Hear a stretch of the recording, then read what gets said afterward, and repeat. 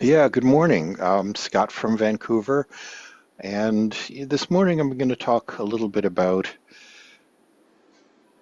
devotion, but in the context of how we are all different and yet all the same.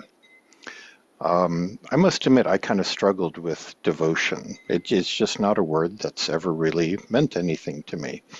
And I've probably asked Ty Cozen a handful of times, I'm just not getting this devotion stuff. What's this devotion all about?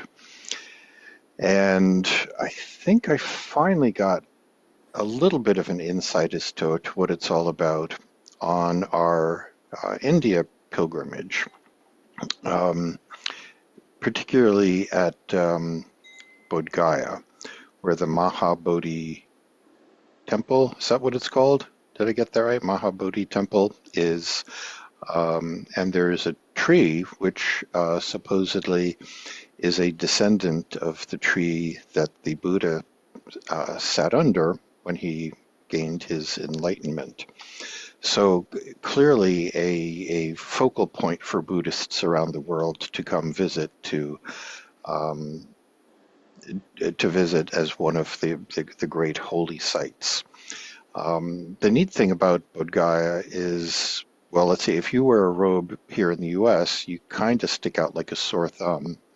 In Bodh Gaya, it's actually unusual to see someone um, who's not wearing a robe. Um, so that was neat. It is, and people from all around the world come to Bodh Gaya. And the Bodh Gaya temple is, of course, where people gravitate towards. And I, me being the consummate tourist, I'm going around taking pictures of everybody. In fact, I'll show you some of the pictures. Hold on for a second here. Let's see if I can properly share this. Let's see, screen two. There we go. There's our friend Donald, and let's see if I can scroll through other pictures. I got to say, somebody put money in my begging bowl. It was felt like it got an upgrade. And okay, I don't know if this is okay. This is going to be a little slower than I thought. Here is another picture from the same temple, someone doing whatever they're doing. I think I'm going to have to reshare each picture here. So bear with me for this being a little slow. This is my favorite one. Yeah, just hanging out. He was there all day, just hanging out.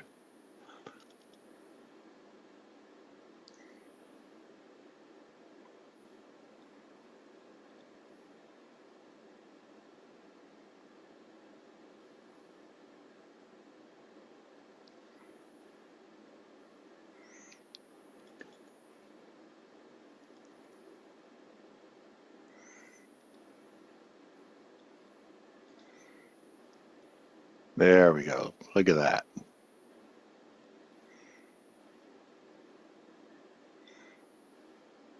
And there were other people who were circumambulating um, the center part of the temple. There were like I think two sets of walkways, kind of an inner walkway and then an outer walkway. People were circumambulating that, doing a full prostration at each step. Um, that's a lot of prostrations. I mean, we're talking, oh, I don't know, to walk around it, it would be a couple 100 yards maybe, and doing a full face down on the ground prostration at each movement forward. And here I am with my little camera that I snuck in. You're supposed to actually register the cameras, but I had to sneak it in because I had missed the registration table for it, but I wasn't going to give up my camera, so I kind of snuck it in. And I'm just going around taking pictures. I'm just full on, totally tourist mode, just taking in the sights and just like, this is the coolest thing. Um, but I felt like I was missing something. It's like I was witnessing all these people with all their different forms of devotion. And what am I doing? I'm just like wandering around taking pictures, like, like I was, at the Eiffel Tower in Paris or so, taking pictures, just again, full tourist mode. And I was feeling like, what's wrong with me? Well, what am I missing here? And it kind of dawned on me as I was looking around and what was going on with me. It hit me like a ton of bricks. It's every single person there had a different relationship with the place. Everybody's devotion is a little bit different. And who was I to judge myself that my devotion was any less than anybody else's? So that's when it kind of hit me that devotion is, at least in part, this is just my take, your relationship with the divine or whatever it is you're devoted to. And everybody's relationship is going to be a little bit different, which kind of reminds me of something that the Dalai Lama said. He said that, um, yeah, and he's famous for saying, Buddhism is not necessarily, the best religion. It just happens to be what I practice. He said that, if there are 7 billion people on the face of this planet, maybe we need 7 billion different religions. I thought that was just kind of a really neat way of saying, I think, kind of the same thing, although much more succinctly and elegantly.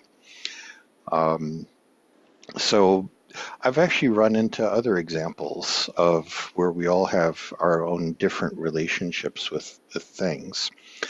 Um, I took a course in school recently on place. I know that sounds kind of strange, but the whole course we had to write a paper, or actually a series of papers about our relationship to where we live, our place, our neighborhood.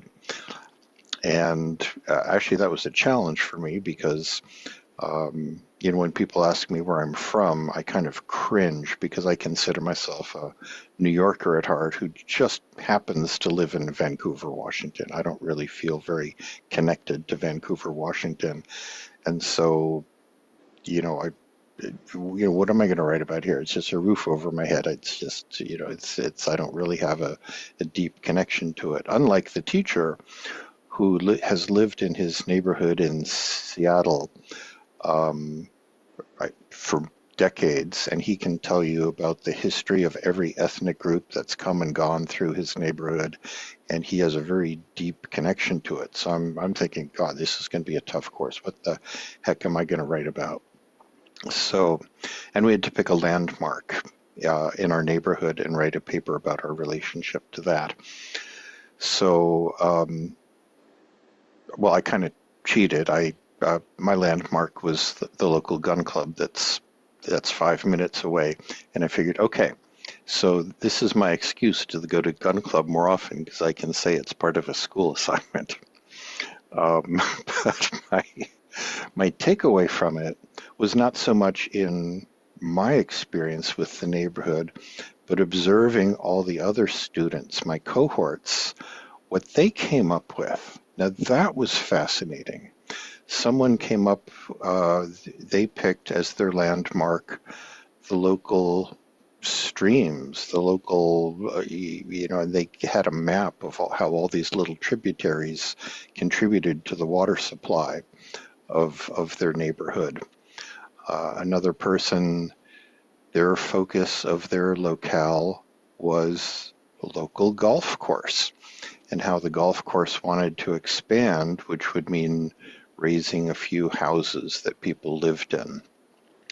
Um, so So once again, everybody had a very different relationship with where they lived, and no two papers were the same. They were all just wildly different. Another person who lives in Seattle wrote about the alleyway behind her house, which is frequented by garbage from restaurants, homeless people, people taking a shortcut through.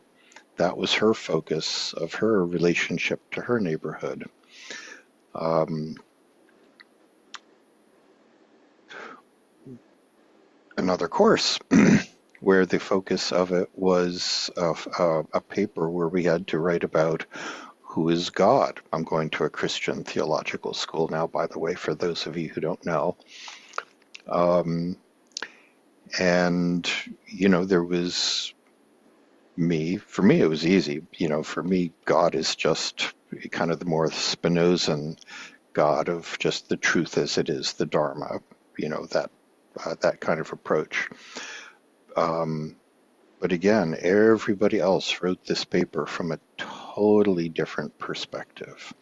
Everyone had a different idea of what God was, and nobody said he's some dude sitting up in the clouds, pulling strings and manipulating the universe. It's just people had some pretty, um, everyone had a very different relationship with their concept of God. Now, the fascinating thing is, for me, it was an easy paper because it's just so simple. Um, the atheists really struggled with it, but the Christians really struggled with it because they had what they believe God is and what they're supposed to believe God is. So it was fascinating to see how most of the other people really had some sort of struggle in writing a paper of that because their relationship with the topic was all different, just across the board.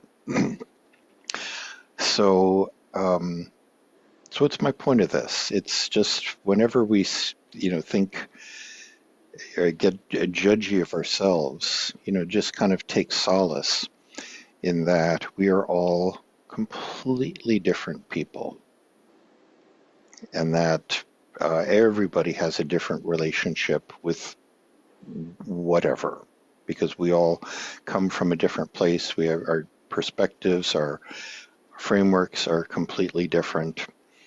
Um, on the other hand, this is very relative or conventional truthy. Is that an expression? You know what I mean. Um, you don't want to go too far off, too far focusing on the differences between all of us, although there is a truth in that. That's the relative or conventional truth. Um, but we also, when you're at Mahabodhi Temple, you also feel the sameness. We're all there for the same reason, all wearing robes, all in some sort of awe, even if it's me just behind a camera taking pictures of just these wonderful people watching opportunities. We're all there for the same reason. In the course of the locale, we all have some sort of relationship with where we live. It's something that's you can't deny it. It's important to all of us in our relationship to the divine or to God. We all have some sort of relationship with it, whatever we believe. So then, let's also balance this out with the ultimate truth of the um, of how on a much, much deeper level, we're all in the same boat. We're all, we all bleed red and sweat salty and cry salty, and we're all interconnected because, none of us can live without all the rest of us.